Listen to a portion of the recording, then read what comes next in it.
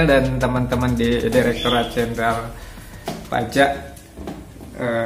Ketemu lagi di hari Senin di pusat maupun di daerah di masing-masing KPP. Saya sampaikan selamat jumpa, selamat bertemu. Ini kali keempat ya di jadwal paralel PJJ ini. Baik, jadi agendanya Bapak Ibu di Direktorat Jenderal Pajak. Kalau kami sih juga ngiri juga gitu. Kami juga sebenarnya pengen ngundang balik. Mudah-mudahan lah ke depan kita bisa gantian balik kami yang belajar ke Dirjen Pajak, kira-kira begitu. Yang kedua, kami juga di KLHK, khususnya di Direktorat IPH sangat mengapresiasi. Artinya ada teman-teman di luar KLHK yang punya keinginan kuat untuk ikut mempelajari bisnis proses PUH, mencoba berdiskusi sesuai dengan materi yang diminta dari Dirjen Pajak adalah terkait dengan alur atau bisnis proses penatausahaan hasil hutan. Sebagaimana yang sempat sudah kita sepakati dengan antara Dirjen PHPL di LHK dengan Dirjen Pajak, kita punya kesepakatan untuk saling tukar-menukar data terkait dengan hasil hutan, dalam hal ini kayu dan bukan kayu. Nah, supaya tidak mispersepsi khususnya, maka kita juga perlu untuk memahami alur dari bisnis proses penatausahaan hasil hutan itu.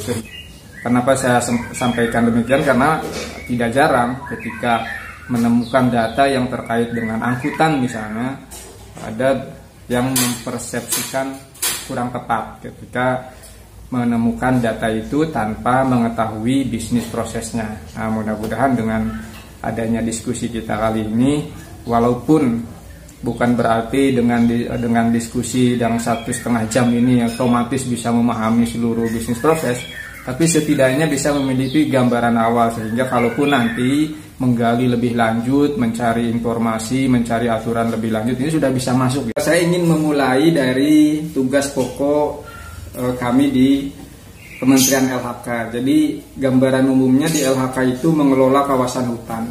Nah, secara garis besar kawasan hutan kita di Indonesia ini terbagi menjadi tiga fungsi utama, yaitu fungsi lindung, fungsi konservasi, dan fungsi produksi. Jadi kalau kita misalnya masuk ke areal ada taman nasional, itu berarti fungsi hutannya itu kawasan hutannya sebagai kawasan konservasi. Bisa sebagai taman nasional, taman buru, suaka marga satwa.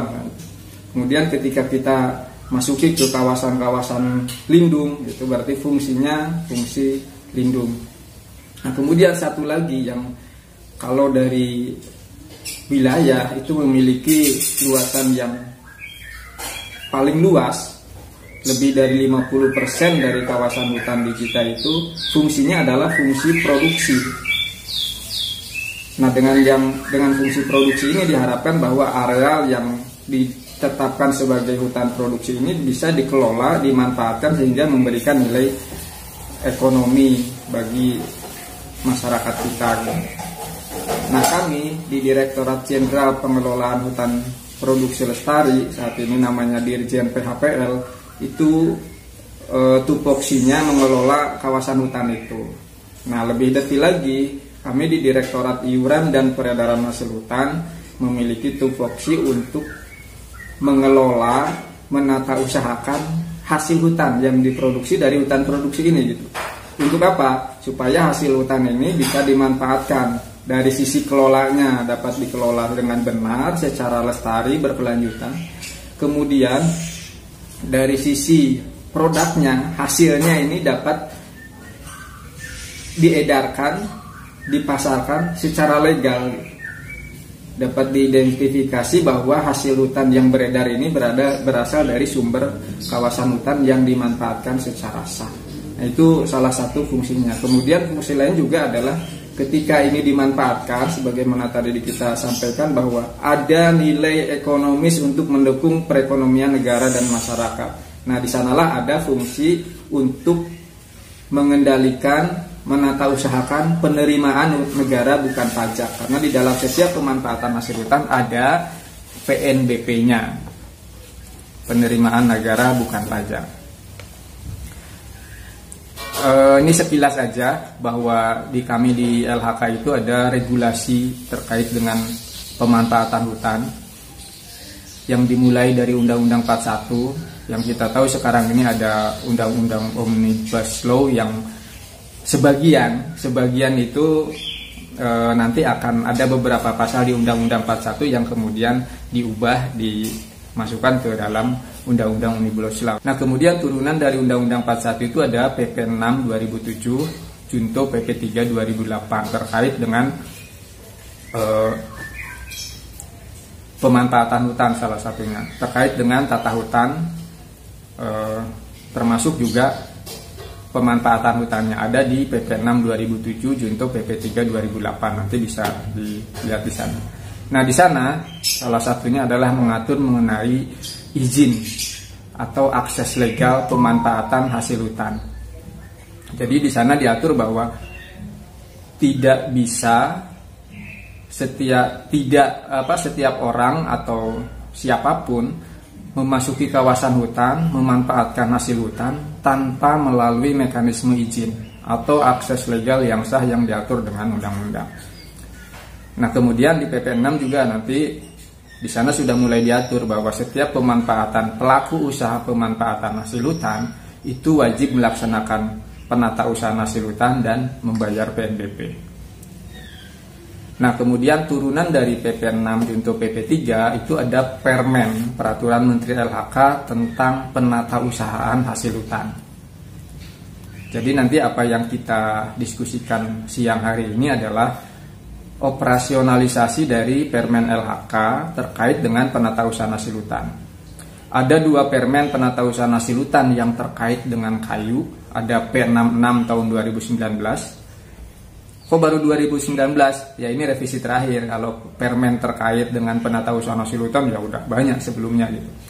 Bahkan sejak saya mulai masuk di kehutanan tahun 90-an, tata usaha kayu itu udah ada. Nah, ini permen terakhir yang sangat berhubungan dengan SIPUH yang nanti akan kita diskusikan. 66 itu terkait dengan kayu dari hutan alam. Kemudian ada P67 untuk kayu dari hutan tanaman. Hutan alam itu apa? Hutan alam itu ya kalau dulu namanya HPH gitu, kayak di Kalimantan. Sekarang kalau di timur itu banyaknya kan Maluku masih banyak, khususnya di Maluku Utara, Pulau Buru, Pulau Seram itu masih ada beberapa izin pemanfaatan hasil hutan kayu dari hutan alam. Kemudian di Papua juga masih banyak, apalagi di sana masih banyak potensi merbau. Itu kayu alam namanya. Kemudian yang kayu tanaman yang seperti apa? Kayu tanaman itu kayu yang ditanam oleh pelaku usaha yang dulu namanya identik dengan HTI, hutan tanaman industri. Itu kayu tanaman. Meskipun sebenarnya yang namanya kayu tanaman itu tidak hanya HTI. Sekarang hutan-hutan tanaman yang ditanam oleh masyarakat juga udah masuk ke dalam kelompok kayu hutan tanaman. Termasuk kalau di Jawa itu ada yang namanya Perum Perhutani, itu juga termasuk ke dalam kategori kayu tanaman. Karena dalam pengelolaan hutan tanaman itu dilakukan pembukaan lahan, kemudian ditanam, nanti tebang juga pembukaan lahan. Jadi sistemnya tebang habis. Beda dengan kelola hutan alam yang dalam sistem pemanfaatannya itu menggunakan sebagian besar menggunakan tebang pilih. Nah, kemudian saya lanjut terkait dengan pemanfaatan hutan. Di Undang-Undang 41 termasuk PP 6 juga junto PP 3 ada beberapa jenis perizinan pemanfaatan hutan. Beberapa jenis perizinan pemanfaatan hutan. Antara lain adalah pemanfaatan kawasan, kemudian pemanfaatan jasa lingkungan, ada pemanfaatan hasil hutan kayu, ada pemanfaatan hasil hutan bukan kayu. Jadi ada lagi pemanfaatan hasil hutan, ini bisa kayu dan bukan kayu. Kemudian pemungutan hasil hutan, ini ada kayu dan bukan kayu. Apa bedanya 3 dengan 4? nomor 3 itu pemanfaatan. Artinya pemanfaatan itu ya meliputi seluruh proses pengelolaan. Ya ada nebangnya, ada nanamnya, ada kegiatan-kegiatan yang melibatkan masyarakat, perlindungannya, pengamanannya dan sebagainya. Dalam konteks kelola. Kalau pemungutan itu ya hanya memungut gitu. Izin-izin jangka pendek yang biasanya hanya diberikan.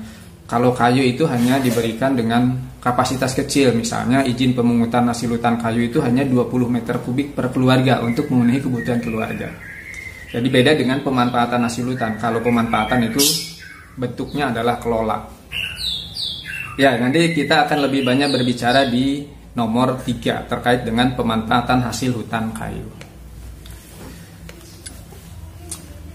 Ya, sebelum nanti kita lebih lanjut, saya ingin memberikan gambaran dulu alur dari pemanfaatan hasil hutan kayu. Jadi kalau kita bicara pemanfaatan hasil hutan kayu, kita coba ambil simpulnya di hilir di industri primer.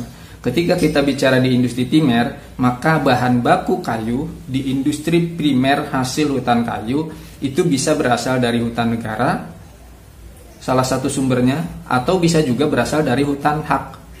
Nah, hutan negara yang nanti regulasinya diatur seperti yang saya sampaikan tadi melalui regulasi Undang-Undang 41, PP 6, Junto PP 3 dan Permen 6667 diaturnya di sana. Nah, sekarang sumber bahan baku yang kedua adalah dari hutan hak.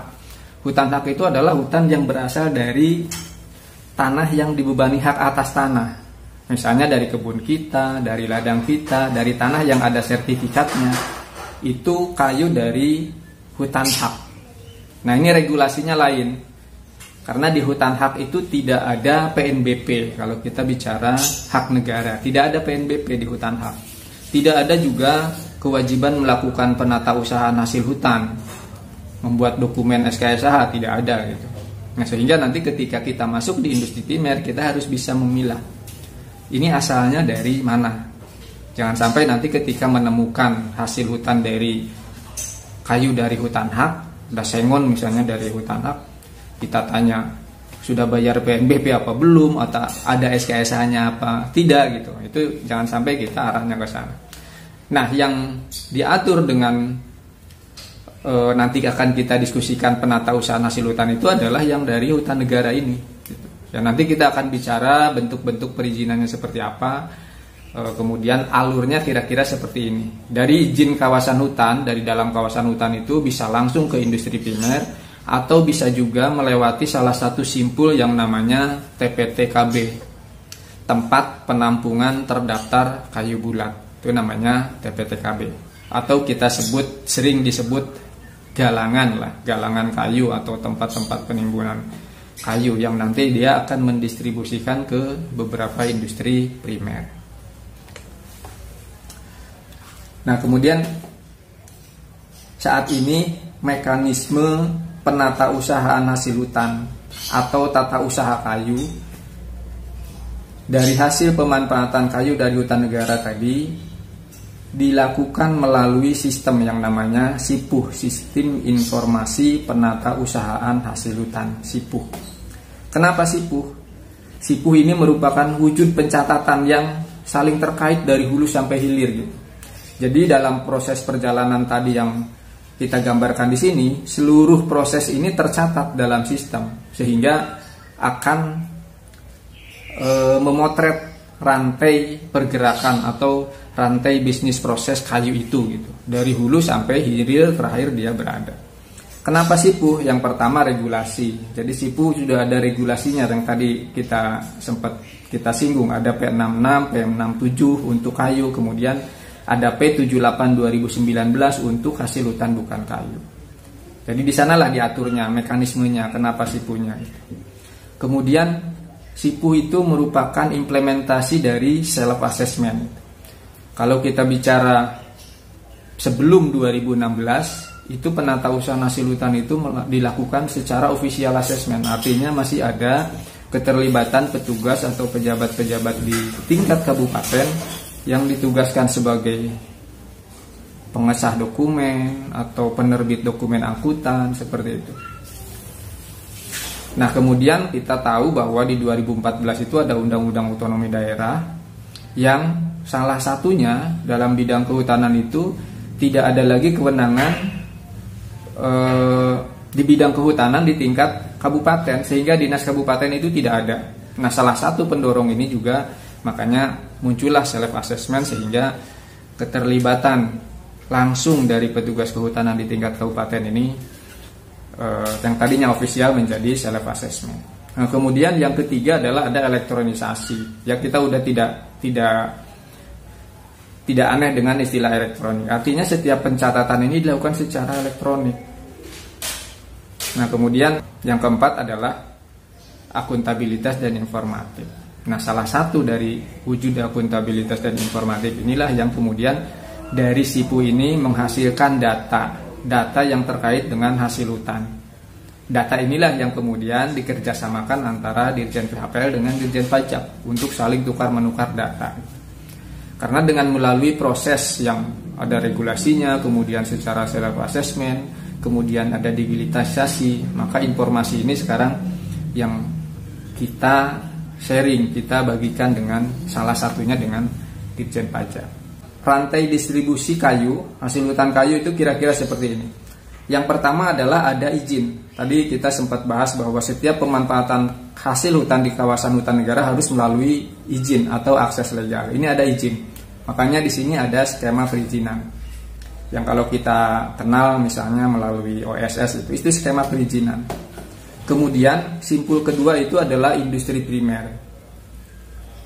Kemudian simpul berikutnya adalah industri lanjutan, dan setelah industri lanjutan ini kemudian ekspor.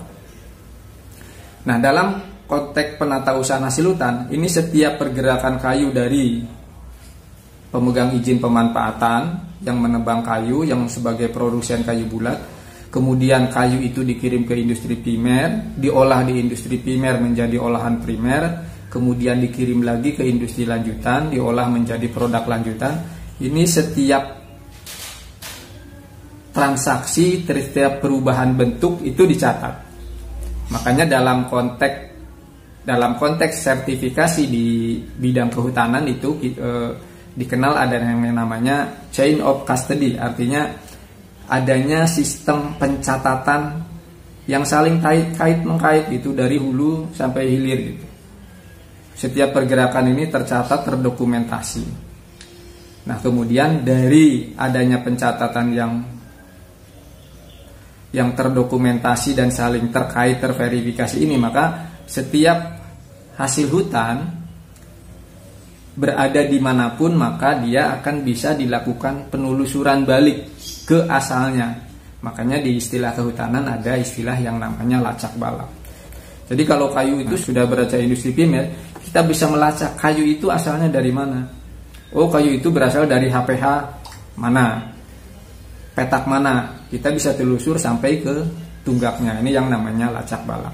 Sehingga dalam konteks kehutanan kita mengenal, dalam pemanfaatan hutan itu mengenal prinsip legality, legalitas perizinan, kemudian traceability, bisa terlacak sampai ke sumbernya, kemudian sustainability, akhirnya kegiatan pengelolaan pemanfaatan hutan itu bisa sustain, bisa berkelanjutan. Nah, kemudian kalau kita bicara SIPU, maka kita bicara di dua simpul ini, di pemegang izin pemanfaatan hutan yang menebang kayu, pemegang izin-izin yang menebang kayu itu, sampai dengan industri primer, sampai dengan menjadi produk olahan primer. Bagaimana dengan industri lanjutan? Nah, industri lanjutan itu kewenangan pengendaliannya itu sudah berada di Kementerian Perindustrian. Jadi hanya kita dari LHK itu mengantarkan bahan baku dari industri primer ke industri lanjutan dengan dokumen surat keterangan sah hasil hutan.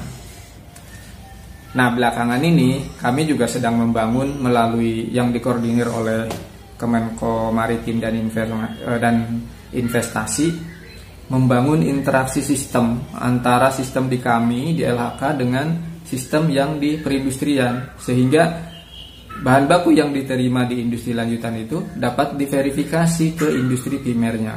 Nah, dalam penata usaha hasil hutan melalui SIPU, skema pencatatannya kira-kira gambaran seperti ini. Yang pertama, pencatatan terkait dengan perizinan atau akses legal. Jadi setiap yang akan melaksanakan penata usaha hasil hutan itu harus clear dulu izinnya, akses legalnya gitu. Apakah benar memiliki izin yang sah? Apakah benar memiliki izin yang masih berlaku?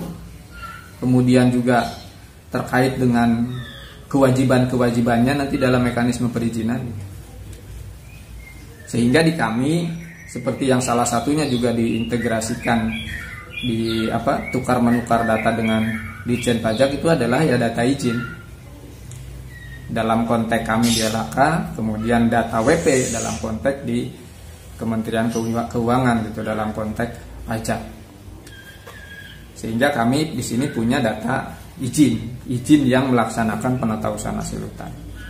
Kemudian skema kedua adalah pencatatan data rencana produksi. Jadi setiap pemegang izin pemanfaatan hutan itu wajib memiliki rencana produksi tahunan. Saya ambil contoh misalnya izin usaha pemanfaatan hasil hutan kayu atau dulu dikenal HPH di hutan alam atau HTI di hutan tanaman. Itu wajib memiliki rencana. Salah yang pertama adalah rencana jangka panjang 10 tahunan yang disebut dengan RKU PHHK, Rencana Kerja Usaha Pemanfaatan Hasil Hutan Kayu atau lebih pendeknya RKU. Kemudian yang tahunan ada yang namanya Rencana Kerja Tahunan RKT. Nah, ini harus dicatat. Jadi misalnya HPH ini setahun ini tahun 2020 ini akan menebang di blok A misalnya. Di blok A itu satu blok tebangan, ada berapa petak, dibagi-bagi dalam petak. Taruhlah ada 10 petak. Maka dia harus mencatatkan data yang akan ditebang di 2020 itu. Bagaimana bisa mencatat? Ya dia sebelumnya harus melakukan cruising atau inventarisasi hutan. 2 tahun sebelum 2020 dia harus melaksanakan inventarisasi atas pohon-pohon yang akan ditebang pada petak yang bersangkutan. Dan ini harus dilakukan secara sensus gitu. Makanya nanti akan kita kenal ID barcode atau data pohon ketika masih di hutan itu sudah dicatatkan di dalam rencana ini. Jadi kalau misalnya tahun 2020 ini di hutan alam kan, ada 10 petak yang akan ditebang di 2020. Maka tiap petak itu dia harus punya data. Oh, di petak nomor 1 ada sekian ratus pohon meranti, sekian ratus pohon merbau, termasuk perkiraan volumenya. Karena pada saat cruising tadi dilakukan pengukuran diameter pohonnya, dilakukan pengukuran penaksiran tingginya, dihitung volumenya. Jadi target volume itu udah didapat dari sana. Sehingga di dokumen perencanaan ini sudah mencakup data-data itu yang akan ditebang. Nah, kemudian tahapan berikutnya adalah tahapan produksi. Nah, kemudian dalam proses produksi, maka seluruh kayu yang diproduksi harus dicatat di dalam SIPU. SIPU nanti akan melakukan validasi apakah kayu yang ditebang ini berasal dari kayu yang memang ada di rencana. Taruhlah di rencana itu merencanakan kayu di nomor petak 1 sampai petak 10. Tiba-tiba dia menebang kayu di petak nomor 11. Maka secara sistem itu tidak bisa dilakukan. Karena apa? Karena tidak sesuai dengan rencana. Kan masih dalam areal izin. Nah, justru itulah kenapa tadi di depan ada istilah namanya sustainability. Kenapa penebangan itu, pemanfaatan itu harus bertahap sesuai dengan rencana-rencananya. Jadi tahun ini hanya menebang di petak ini, ya petak itu, tidak boleh petak lain. Oh, petak itu misalnya ternyata potensinya sedikit, ya nggak bisa juga. Karena kalau kita berpindah petak, maka nanti akan mengacaukan dari daur pemanfaatan ini. Suatu saat nanti tidak akan bisa menemukan kayunya lagi. Sehingga itulah prinsip-prinsip sustainability atau kelestarian itu harus dipahami. Nah, kemudian ketika sudah dilakukan pencatatan produksi, nah di dalam pencatatan produksi ini setiap kayu yang ditebang itu diukur lagi, diidentifikasi jenisnya, oh jenisnya meranti, oh jenisnya keruing, oh jenisnya merbau, dan lain-lainnya. Kemudian juga diukur diameter pangkalnya, diameter ujungnya, panjangnya, volumenya berapa. Jadi LHP yang nanti dibuat kemudian dibayar PNBP itu udah didasarkan pada volume real yang dilakukan pengukuran batang per batang.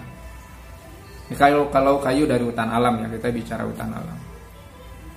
Nah, kemudian atas hasil produksi setiap LHP yang dibuat ini wajib dipenuhi pembayaran PNBP-nya, penerimaan negara bukan pajak. Dalam bentuk apa? Kalau kayu dari hutan alam dikenakan dana reboisasi atau DR dan PSDH, provisi sumber daya hutan. Jadi ada dua, DR dan PSDH. Kalau kayu dari hutan tanaman hanya dikenakan PSDH tanpa dikenakan DR. Tanpa dikenakan DR, kayu dari hutan tanaman. Kayu HTI, kayu perumpur tani misalnya. Nah, kemudian nanti ada kewajiban ini, kewajiban pembayaran PNBP.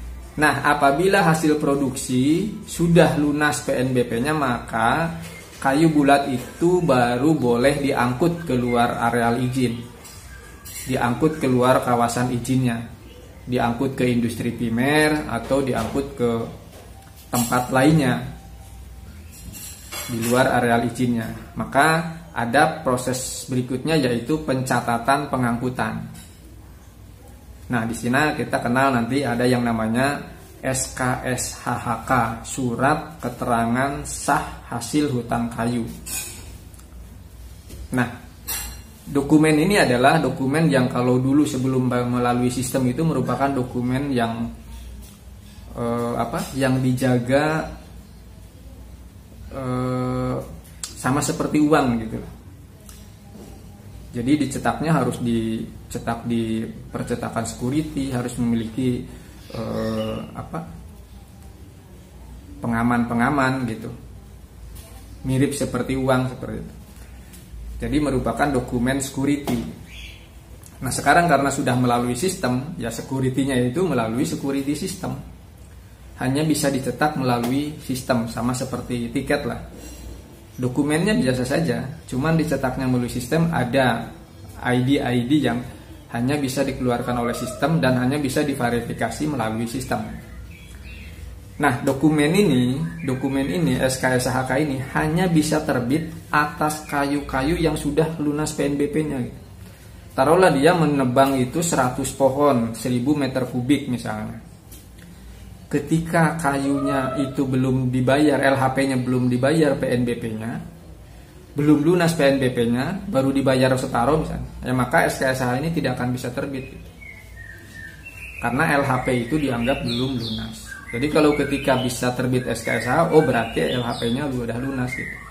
Sistem udah akan melakukan validasi ke pembayaran PNBP-nya.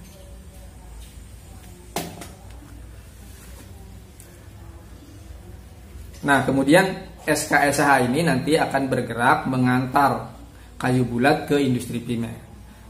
Nah, di industri primer juga dilakukan pencatatan tadi, pencatatan penerimaan bahan baku kayu bulat. Ini wajib dilakukan proses pencatatan. Ada di skema di bisnis proses atau di prosedur penatausahaan hasil hutan itu petugas yang ditunjuk, harus ada petugas yang ditunjuk untuk melakukan penerimaan kayu bulat. Di kami istilahnya P3KB, petugas pemeriksa penerimaan kayu bulat. Nah, kemudian penerimaan kayu bulat masing-masing batang ada ID barcode-nya. Maka sistem akan dengan mudah melakukan pelacakan ke asal pengirimnya. Misalnya ada penerimaan kayu yang menyebutkan dari perusahaan A, maka sistem akan melacak ke perusahaan A itu. Benar tidak bahwa perusahaan A itu menerbitkan dokumen nomor tersebut? Kemudian isinya, sama tidak isinya? Nah, ketika terklarifikasi, maka proses penerimaan ini akan bisa masuk di industri primer. Ketika tidak sesuai, tidak sinkron, tidak valid, maka yang akan dicatatkan di industri primer ini tidak bisa dilakukan. Taruhlah dari sumber yang tidak jelas pengen masuk di bahan baku di industri primer, ya tidak bisa masuk. Karena tidak bisa terklarifikasi ke asalnya. Kemudian proses di industri primer berikutnya adalah melakukan kegiatan pengolahan kayu bulat menjadi olahan primer. Jadi kayu bulat yang diterima kemudian diolah. Bisa diolah menjadi gergajian, bisa diolah menjadi vinir, bisa diolah menjadi chip atau serpih. Nah, 3 jenis inilah yang disebut dengan olahan primer dalam konteks penatausahaan hasil hutan. Jadi olahan dalam konteks penatausahaan hasil hutan dalam konteks SIPU itu adalah kayu gergajian, vinir, serpih atau chip. 3 ini yang kemudian dilakukan pencatatan. Bagaimana dengan industri yang misalnya langsung mengolah menjadi produk lanjutan? Taruhlah industri yang langsung menjadi triplek misalnya, plywood. Nah, berarti di sistem di industri primer wajib mencatatkan produksi vinirnya. Nah, kemudian melakukan produksi lanjutan menjadi plywood, itu dicatat sebagai produk plywood di luar konteks SIPU. Jadi yang SIPU-nya dalam konteks SIPU-nya itu adalah vinirnya. Sama juga dengan molding. Molding itu produk lanjutan dari kayu gergajian. Yang dicatat dalam konteks SIPU-nya itu adalah kayu gergajian. Karena di dalam SIPU tidak ada penatausahaan hasil hutan, tidak ada dokumen angkutan untuk plywood, untuk molding, wood pellet dan lain sebagainya yang sudah menjadi produk lanjutan. Kalau wood pellet atau bubur kayu misalnya, pulp misalnya, produk primernya apa? Produk primernya ya chip, serpih. Yang dicatat di dalam SIPU itu ketika misalnya ada produknya wood pellet atau produknya pulp misalnya, di dalam SIPU datanya apa? Yang di dalam SIPU yang ada datanya adalah bahan baku pulp atau bahan baku wood pelletnya, yaitu chipnya gitu. Jadi 3 jenis itu yang produk olahan yang dicatat dalam SIPU. Nah, kemudian ketika sudah jadi produk olahan yang dalam bentuk 3 ini, maka juga di industri primer wajib melakukan pencatatan apakah produk olahan ini diangkut atau diolah di dalam industrinya tersebut. Ketika diangkut, maka harus diterbitkan dokumen angkutan yang namanya SKSH KO, Surat Keterangan Sah Hasil Hutan Kayu Olahan. Kemudian apabila seperti tadi industrinya yang mengolah sendiri menjadi produk lanjutan, maka produk primernya ini harus dicatat dalam pengolahan, digunakan sendiri menjadi produk lanjutan. Sehingga nanti di dalam sistem, di dalam SIPU ini, baik di hulu, di pemegang izin pemanfaatan maupun di industri primer, ada yang namanya laporan mutasi. Laporan mutasi itu laporan yang menggambarkan in, out. Kalau di industri misalnya penerimaan bahan bakunya berapa, kemudian kayu yang diolahnya berapa, berarti akan ada data persediaan bahan baku kayu bulatnya berapa. Demikian juga untuk kayu olahannya, produk olahannya berapa, ini akan menjadi penambahan. Kemudian kayu olahannya yang diangkut berapa. Nah, di dalam sistem akan ada neraca kayu. Oh, berarti persediaan kayu olahannya di industri primer yang bersangkutan itu sekian. Nah, itulah gambaran skema bagaimana SIPU mendokumentasikan hasil hutan dari hulu sampai industri primer. Bagaimana skema pencatatan di masing-masing simpul tadi gitu. Di hulu di izin pemanfaatan, kemudian di primer dan nanti kita di sekunder. Nah, sistem pencatatan, skema pencatatan di izin pemanfaatan di hulu.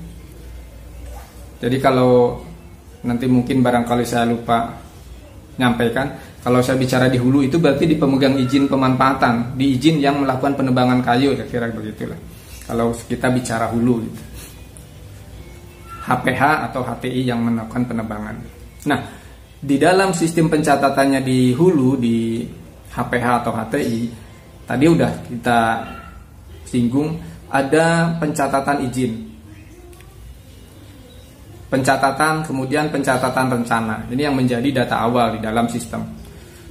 Nah, kemudian yang kedua adalah akan ada pencatatan produksi kayu bulat yang kemudian divalidasi dengan pencatatan pemenuhan kewajiban PNBP-nya. Produksi kayu bulat, LHP yang sudah lunas PNBP akan masuk sebagai penambahan di dalam mutasi, di dalam data mutasi kayu bulatnya di izin yang bersangkutan. Jadi nanti LHP yang sudah lunas itu akan menjadi stok, menjadi penambahan stok gitu.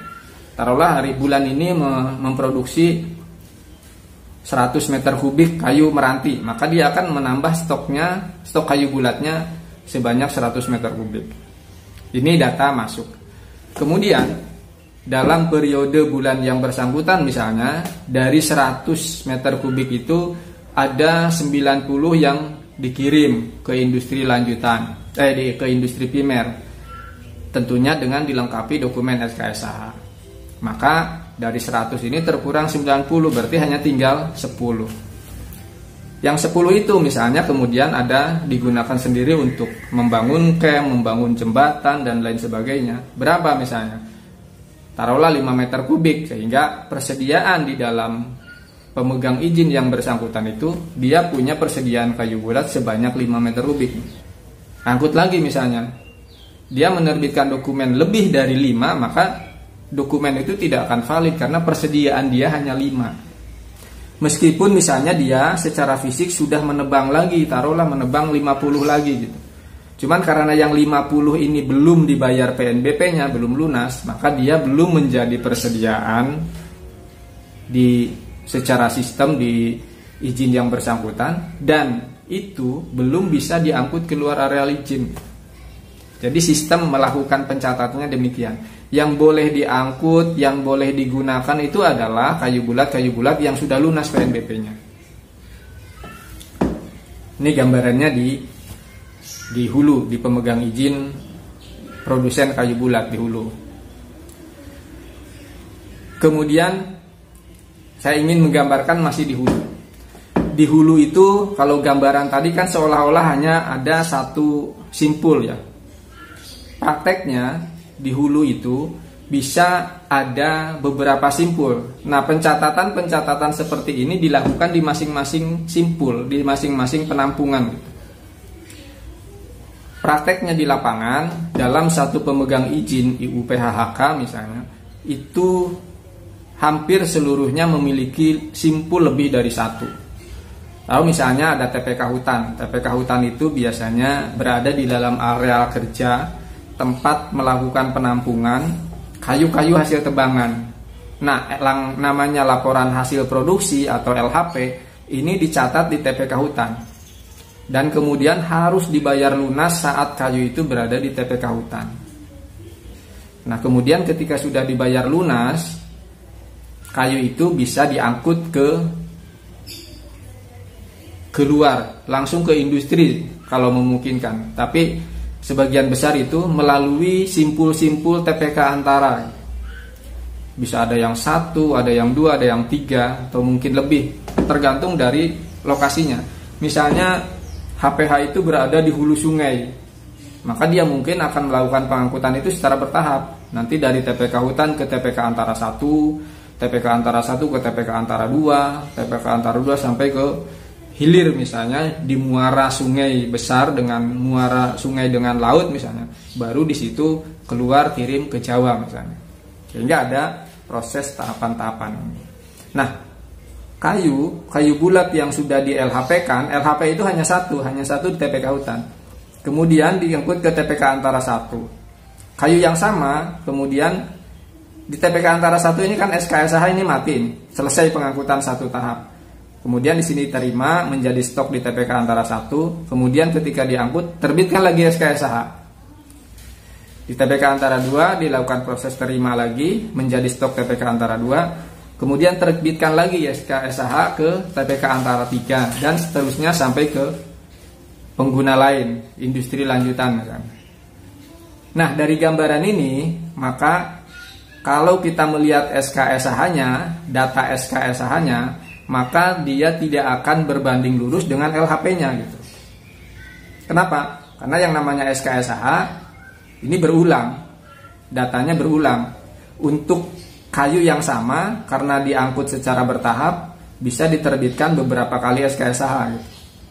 Kayu nomor 1 diterbitkan dari dari TPK Hutan ke Antara dengan SKSH nomor 1. Kayu nomor 1 juga diterbitkan SKSH nomor 2 dari TPK Antara 1 ke TPK Antara 2. Demikian selanjutnya. Sehingga kalau mengakumulasi jumlah SKSHK dibandingkan dengan LHP, ya tidak sepadan. Tidak sepadan. Kalau kita mau melakukan kalkulasi membandingkan berapa jumlah SKSH dibandingkan dengan LHP-nya, maka kita harus menghitung itu hanya LHP-nya, hanya SKSH yang keluar dari TPK Hutan saja. Misalnya LHP-nya 10 dicatat TPK Hutan. Berapa SKSH yang keluar dari TPK Hutan? Mestinya tidak lebih dari 10 gitu. Karena pencatatan itu dilakukan pada masing-masing simpul. Yang namanya tadi laporan mutasi, laporan atau neraca kayu itu ada di masing-masing simpul, ada masing-masing TPK ini gitu. Ya, ini setiap materi saya selalu ulang ini karena ada yang membandingkan data SKSH ini, keseluruhan data SKSH dengan LHP-nya gitu. Wah, seolah-olah kok SKSH-nya lebih besar dari LHP-nya. Lah SKSH-nya dari simpul-simpul yang lain. Meskipun atas nama perusahaan yang sama. Karena dari TPK Hutan sampai TPK Antara 1, 2, 3 itu atas nama usernya, atas nama izinnya masih atas nama izin yang sama. Tapi karena tempatnya beberapa simpul, maka dia memiliki simpul-simpul yang berbeda. Itu di hulu ya. Itu di skema di hulu. Nah, kemudian skema setelah dari hulu itu kan masuk ke industri primer. Nah, sebenarnya sebelum industri primer itu ada tadi di awal kita sempat singgung istilah TPTKB. Nah, yang namanya TPTKB itu kan sebenarnya bukan simpul utama, tapi simpul antara. Artinya apa? Antara pemegang izin di hulu dengan industri primer itu ada yang mungkin berperan sebagai penampung. Dia mungkin menampung beberapa dari hulu gitu. Kemudian nanti dia mendistribusikan ke industri-industri kecil biasanya. Industri-industri kecil yang tidak bisa langsung mendatangkan bahan baku dalam jumlah besar dari luar Jawa misalnya. Sehingga dia belinya di tempat galangan tadi yang namanya TPTKB tadi, tempat penampungan terdaftar kayu bulat.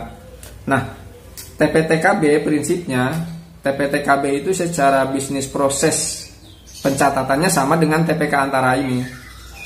Jadi hanya mencatat penerimaan, kemudian akan menjadi penambahan persediaan, kemudian diterbitkan lagi SKSH dari TPTKB itu ke industri-industri primernya.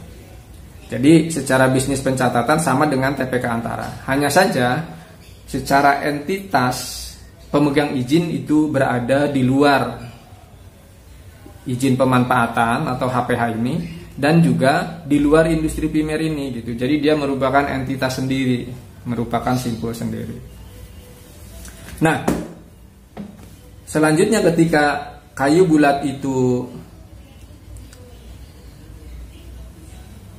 masuk di pencatatan di industri primer, maka di industri primer ini ada skema pencatatan sama seperti tadi, ada skema pencatatan neraca kayunya. Nah, saya gambarkan ada 2 bahan baku yang masuk di sini. Kenapa saya gambarkan 2? Tadi di awal kita sempat singgung bahkan bahwa bahan baku industri primer itu ada dari hutan negara, ada dari hutan rakyat. Selain dari hutan rakyat itu ada juga bahan baku berupa kayu impor. Jadi di industri primer di kita itu ada juga yang bahan bakunya masih berupa impor. Nah, sehingga bahan baku yang masuk di industri primer itu ada dari hutan negara yang nanti dikelola melalui SIPUK, dokumennya SKSH. Kemudian ada yang dari hutan rakyat atau impor yang nanti pencatatannya ada di RPWBI. Ada materi nanti berikutnya mungkin. Jadi yang non SIPU itu adanya di RPWBI. Nah, kemudian ini masuk sebagai penerimaan. Ini juga masuk sebagai penerimaan. Hanya saja yang di dalam SIPU, penerimaan yang dari hutan rakyat maupun impor ini tidak tercatat di dalam SIPU. Jadi yang dalam pencatatan SIPU itu hanya yang dari hutan negara saja. Tapi secara prinsip bahan baku dia menjadi penambahan persediaan di industri primer. Jadi dia ada dua pencatatan yang dari hutan negara sudah dikelola melalui SIPU, kemudian pencatatan yang dari hutan rakyat maupun impor, penerimaan bahan bakunya dicatat melalui RPWBI. Nah, kemudian dalam proses industri primer, saya sampaikan lagi seperti tadi bahwa di sini ada proses pencatatan. Setelah tadi ada proses penerimaan di sini, kemudian ada proses pencatatan pengolahan. Misalnya menerima 10 batang kayu bulat dengan volumenya 100 meter kubik. Nah, kemudian di dalam bulan ini misalnya dia mengolah berapa batang?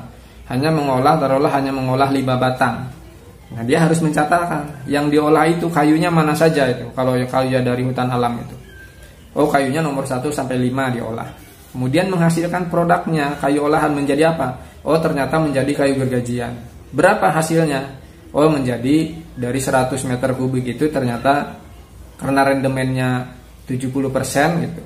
Ya mungkin bisa dia hanya menghasilkan produknya 60, 70. Dan di sini sudah dikendalikan dengan rendemen. Artinya produksi kayu olahan itu tidak melebihi batas rendemen dari bahan bakunya. Anggap saja misalnya rendemen kayu bulat menjadi kayu gergajian itu 70%. Maka apabila mengolah kayu bulatnya itu 10 meter kubik, maka dia tidak bisa mencatat produksi kayu gergajiannya itu di atas 7 meter kubik. Ini untuk mengendalikan jangan sampai ada sumber-sumber lain, bahan baku lain yang sumbernya tidak sah, tidak legal, tiba-tiba masuk ke industri primer, dicatat masuk menjadi produk kayu olahannya sebagai produk legal, atau istilah dengan melakukan pencucian. Nah, dengan batasan rendemen inilah maka menghindari bahan baku lain yang tidak jelas kemudian diolah dan didaftarkan, dicatat produk olahannya. Nah, kemudian hasilnya nanti misalnya udah jadi kayu gergajian, dikirim ke industri lanjutan dengan SKSH KO, atau bisa juga digunakan sendiri, atau bisa juga karena memang ada pengolahan lanjutan di industri yang sama digunakan sendiri untuk menjadi produk lanjutan. Nah, di sini nanti ada yang namanya laporan mutasi. Laporan mutasinya ada dua. Laporan mutasi yang mencatat bahan baku kayu bulatnya, penerimaan bahan baku kayu bulatnya berapa, pengolahan kayu bulatnya berapa, persediaan kayu bulatnya berapa. Kemudian ada juga yang laporan persediaan atau mutasi kayu olahan, hasil produksi kayu olahannya berapa, kemudian kayu olahan yang sudah diangkut atau digunakan sendiri berapa, persediaan kayu olahannya berapa. Di industri primer itu ada data neraca kayu bulat dan kayu olahan. Nah, kemudian saya ingin gambarkan juga sekilas yang terkait di industri lanjutan. Secara prinsip kan industri lanjutan itu sama mekanismenya dengan industri primer. Hanya bedanya adalah bahan bakunya. Kalau industri primer itu bahan bakunya kayu bulat. Kalau industri lanjutan itu bahan bakunya sudah bukan kayu bulat. Sehingga kayu olahan primer yang hasil produksi di industri primer menjadi bahan baku di industri lanjutan misalnya. Misalnya industri primer itu menghasilkan kayu gergajian, maka kayu gergajian dikirim ke industri lanjutan sebagai bahan baku di industri lanjutan. Nah, yang tadi kayu gergajian, finir, serpi itu dicatat melalui SIPU, kemudian ada SKSH KO-nya masuk ke industri primer. Nah, Seyogianya di industri lanjutan itu melakukan pencatatan seperti di industri primer. Ada pencatatan penerimaan bahan bakunya, ada pencatatan pengolahan bahan bakunya, ada pencatatan hasil produksi kayu olahannya, kemudian ada pencatatan pengangkutan dan penggunaan kayu olahannya, sehingga nanti ada catatan persediaan, baik persediaan bahan baku maupun persediaan produk lanjutannya. Nah, ini yang sebenarnya kami dorong melalui yang difasilitasi oleh Kemenko Marves. Kami berharap juga di industri lanjutan itu ada pencatatan ini yang tersistem, sehingga nanti terintegrasi dengan SIPUP, terintegrasi dengan RPBI, sehingga keluar dari industri lanjutan itu benar-benar seluruh bahan bakunya itu terkait dengan industri primer dan hulunya gitu. Jadi benar-benar dapat dipastikan bahwa seluruh bahan baku dan produk olahan dari industri lanjutan itu berasal dari sumber yang legal.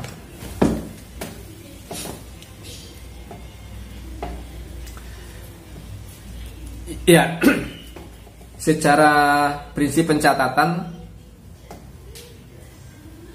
secara mekanisme, secara bisnis proses tadi yang saya sampaikan dari mulai izin pemanfaatan, kemudian industri primer, industri lanjutan gitu. Secara prinsip pencatatan sama. Nah, kemudian saya ingin di sini memberikan penekanan khusus ke pencatatan kayu dari hutan alam. Ada sedikit perbedaan antara tata cara pencatatan kayu dari hutan alam dengan kayu dari tanaman. Bedanya di mana? Kalau kayu dari hutan alam itu basisnya adalah basis individu.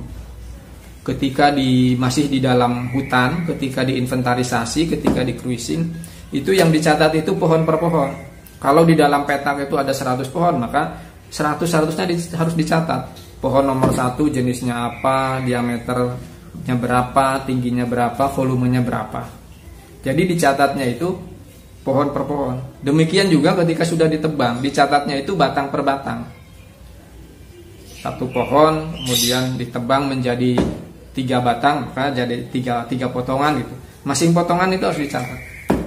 Nah, bedanya dengan kayu tanaman, kayu HTI gitu. Kayu tanaman tidak dicatat batang per batang, tidak basisnya individu. Kenapa? Kayu tanaman itu kan dari sisi jenisnya itu homogen rata-rata. Artinya dalam satu petak itu ya satu jenis biasanya. Akasia saja, sengon saja, jabon saja. Kemudian juga produknya itu kan rata-rata kecil. Kalau dalam skema sortimen itu termasuk dalam sortimen kayu bulat kecil di bawah 30 rata-rata. Sehingga dalam pencatatan kayu dari hutan tanaman tidak dilakukan pencatatan berbasis individu, tetapi pencatatannya itu berbasis jenis. Jadi kalau misalnya di dalam dokumen rencana, misalnya tahun ini HTI misalnya, HTI targetnya ya, akan menebang jenis sengon sekian meter kubik, petaknya mana. Kemudian jenis akasia sekian meter kubik, petaknya mana. Demikian juga nanti dalam proses LHP, dalam proses pengangkutan, itu basisnya jenis gitu. Nah, beda untuk yang kayu dari hutan alam, basisnya itu individu. Nah, ini yang ingin saya sampaikan di sini terkait dengan pencatatan kayu alam yang berbasis individu. Kami diberi keyword oleh Kemenpan RB waktu itu ketika ikut lomba di sana dengan istilahnya ini, one timber one ID, artinya setiap pohon, setiap batang itu memiliki ID gitu. ID, identitas, sebagai identitas tunggal. Nah, di slide ini dan nanti kita akan lihat ada film dokumentasinya bagaimana pencatatan kayu dari hutan alam ini secara single ID. Yang pertama, ketika melakukan perencanaan, tadi saya sampaikan, pelaksanaan cruising itu 2 tahun sebelum penebangan, maka petugas perusahaan yang bersangkutan yang ditunjuk, tenaga teknisnya itu wajib melakukan pencatatan masing-masing pohon yang ada. Jadi sistemnya itu satu petak yang idealnya itu 100 hektar berbentuk kotak 1 kilo kali 1 kilometer gitu. Kemudian dibuat jalur cruising. Nah, setiap masuk jalur dia akan mencatat, oh ada pohon ini jenisnya apa, diameternya berapa, tingginya berapa, kemudian volumenya, termasuk juga koordinatnya dicatat di sana.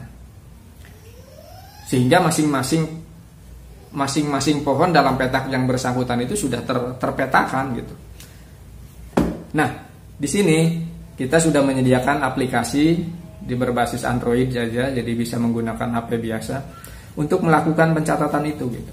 Jadi tiap masuk hutan itu, oh pohon nomor 1 jenisnya ranti, diameter pangkalnya berapa, ujungnya berapa, volume berapa, simpan. Termasuk dia akan mencatat secara otomatis koordinatnya.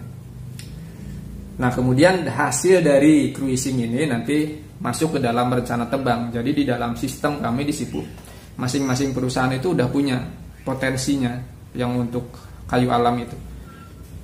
Oh, misalnya tahun 2020 perusahaan A memiliki sekian ratus ribu pohon dengan volume sekian yang menjadi target produksinya. Nah, itu di dalam perencanaan. Kemudian dalam proses produksi juga sama. Ketika satu pohon itu ditebang, maka pohon itu kan sudah ada ID barcode-nya, karena waktu cruising itu langsung diberi label ID barcode. Maka dalam proses produksi dia harus mencatat, oh ternyata yang diproduksi itu barcode nomor sekian loh gitu. Nah, ketika yang ditebang itu tidak masuk di dalam rencana, taruhlah petak yang akan ditebang di tahun berikutnya, dia tebang kemudian dia LHP-kan, maka dia tidak akan bisa diterima. Karena barcode itu tidak ada di dalam rencana tahun yang bersangkutan. Mungkin barcode itu ada di dalam rencana tahun berikutnya gitu. Sehingga dia tidak akan bisa ditebang, tidak bisa dilaporkan di produksi tahun ini. Nah, ketika tidak bisa gimana? Ya, itu berarti ada kegiatan penebangan di luar blok tahun berjalan. Sama di sini juga kemudian dilakukan pencatatan melalui aplikasi. Nah, satu pohon itu biasanya akan dipotong lebih dari satu karena pohon di hutan alam itu panjang. Nah, ketika dipotong pun tetap sistem akan memberikan ID turunan. Taruhlah misalnya pohon itu nomor ID barcode-nya 001. Ketika ditebang menjadi 3, maka dia akan menerbitkan barcode turunan menjadi 001.01.02.03. Jadi setiap potongan pun akan tetap tertelusur ke barcode induknya gitu. Karena nanti bisa saja barcode yang nomor 1 dikirim ke perusahaan ke industri A, barcode yang potongan nomor 2 dikirim ke industri B, potongan ketiga industri ke C, keempat misalnya diolah sendiri. Itu akan sangat memungkinkan. Kemudian proses berikutnya di angkutan juga sama. Karena setiap batang itu sudah ada ID barcode-nya, maka ketika akan dilakukan pengangkutan dia hanya cukup melakukan scan saja. Oh, naik truk 5 batang, scan. Kayu 1 scan, 2 scan, 3 scan. Tinggal terbit dokumen SKSH-nya. Sama kayak kita belanja di supermarket, tinggal scan. Oh, totalnya sekian. Ini juga sama. Karena datanya itu udah ada di dalam sistem. Kemudian proses di penerimaan juga sama. Proses di penerimaan di industri primer ketika menerima kayu bulat dilengkapi dengan SKSH, dia harus melakukan scan atas barcode pada kayu yang ada di yang diterimanya. Kemudian sistem akan melakukan validasi sesuai tidak dengan pengangkutannya. Ini juga sudah melakukan aplikasi sampai dengan proses pengolahan di industri primer. Pengolahan itu harus melakukan pencatatan yang diolah itu kayu mana saja. Oh, kayu dengan barcode nomor 1 olah, kayu barcode nomor 2 olah, nomor 3 olah. Basis pencatatannya itu adalah basis individu dengan menggunakan ID barcode.